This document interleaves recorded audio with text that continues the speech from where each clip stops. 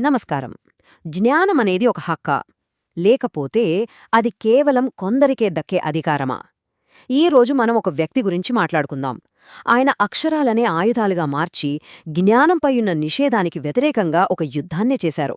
అదే జ్యోతిరావు ఫూలే అక్షరయుద్ధం. ఈ ఒక్క మాటను చూడండి. విద్యలేనివాడు మృగసమానం. ఇది కేవలం ఒక కొటేషన్ కాదు. జ్యోతిరావు ఫూలే జీవితాంతం చేసిన పోరాటానికి ఇదే పునాది. చదువు అంటే అక్షరాలు నేర్చుకోవడం కాదు, అది మనిషిని మనిషిగా మార్చే ఒక మహాశక్తి అని ఆయన ఎంత బలంగా నమ్మారో ఈ మాట చెబుతుంది. అసలు ఫూలేగారు ఈ పోరాటం ఎందుకు మొదలుపెట్టారు?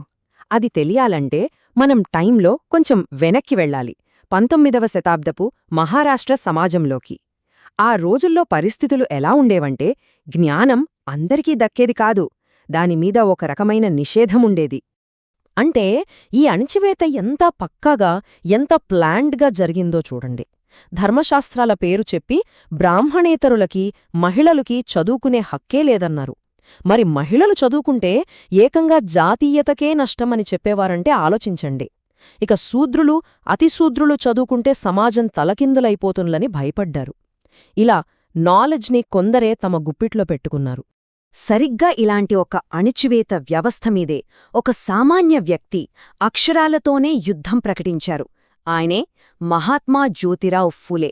ఆయన పోరాటం ఇక్కడి నుండే మొదలైంది. 1848. ఈ సంవత్సరాన్ని గుర్తుపెట్టుకోండి. భారత చరిత్రలో ఇదొక టర్నింగ్ పాయింట్. ఎందుకంటే ఇదే సంవత్సరంలో జ్యోతిరావు ఫూలే పూణేలో శూద్రులు మరియు మహిళల కోసం మొట్టమొదటి పాఠశాలను స్థాపించారు. అది అప్పటి సమాజంలో ఒక పెద్ద ప్రకంపన. అప్పటిదాకా అసాధ్యమనుకున్నదాన్ని ఆయన చేసి చూపించారు. ఈ మహాయజ్ఞంలో ఫూలేగారు ఒంటరి కాదు. ఆయన మొదట తన భార్య సావిత్రిబాయి ఫూలేకే స్వయంగా చదువు నేర్పించారు.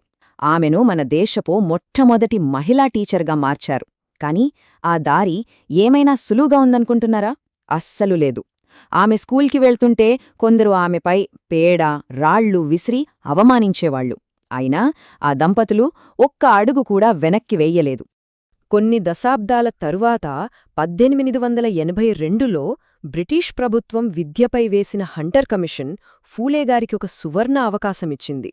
తన వాదనను, తన ఆశయాన్ని నేరుగా ప్రభుత్వానికి వినిపించడానికి ఒక పెద్ద వేదిక దొరికిందనమాట.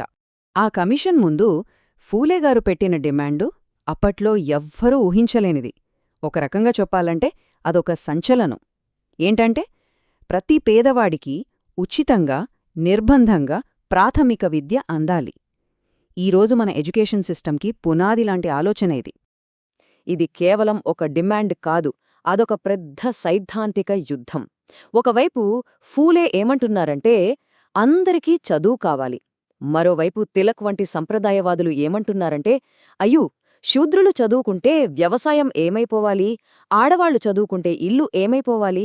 చూసారా ఆలోచనల్లో ఎంత తేడా ఉందో? సరే, ఇంత పెద్ద యుద్ధం జరిగింది కదా, మరి ఫైనల్గా ఎవరు గెలిచారు? ఫూలేగారి పోరాటం మన సమాజంపై ఎలాంటి శాశ్వతమైన ముద్ర వేసిందో ఇప్పుడు చూద్దాం. నిజానికి ఫూలేగారి కృషి కేవలం కొన్ని పాఠశాలలు తెరవడంతో ఆగిపోలేదు. అది ఆధునిక భారతదేశ నిర్మాణానికి, ముఖ్యంగా దాని సామాజిక పునాదులకు వేసిన బీజం. ఈ కనెక్షన్ చూడండి ఎంత బలంగా ఉందో. ఫూలేగారు చదువు విముక్తికి దారి అని చూపిస్తే, అదే స్ఫూర్తితో డాక్టర్ బిఆర్ అంబేద్కర్ గారు ఆయన్ని తన గురువుగా స్వీకరించారు. చివరికి ఫూలేగారి ఆలోచనలే భారత రాజ్యాంగంలో విద్యను ఒక ప్రాథమిక హక్కుగా చేర్చడానికి దారితీశాయి. ఒక వ్యక్తి వేసిన పునాది దేశ ప్రజలందరి హక్కుగా ఇలా మారింది. ఆ అక్షర యుద్ధం ఫలితాలు ఈరోజు మన కళ్లముందే ఉన్నాయి. విద్య అదొక ఆయుధంగా మారింది. ఎవరికైతే చదువు వద్దన్నారో వాళ్లే ఇవాళ పెద్ద పెద్ద పదవుల్లో ఉన్నారు. దళితులు, ఓబీసీలు, మహిళలు అందరూ. ఆయన స్థాపించిన సత్యశోధక్ సమాజ్ మూఢనమ్మకాల సంకెళ్లలు తెంచేసింది. అన్నిటికన్నా ముఖ్యంగా కోట్లాది మందిలో ఆత్మగౌరవాన్ని నింపింది.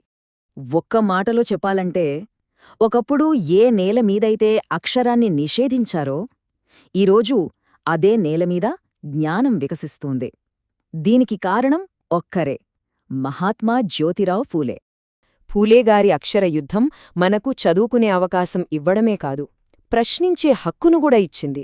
అవును, ఈరోజు మనమొక ప్రశ్న అడగగలుగుతున్నామంటే దాని వెనుక ఆయన పోరాటముంది. మరి మన చేతికి అందిన ఈ అమూల్యమైన హక్కును మనం ఎలా వాడుకుంటున్నాం? ఒక్కసారి మనల్ని మనం ప్రశ్నించుకోవాలి.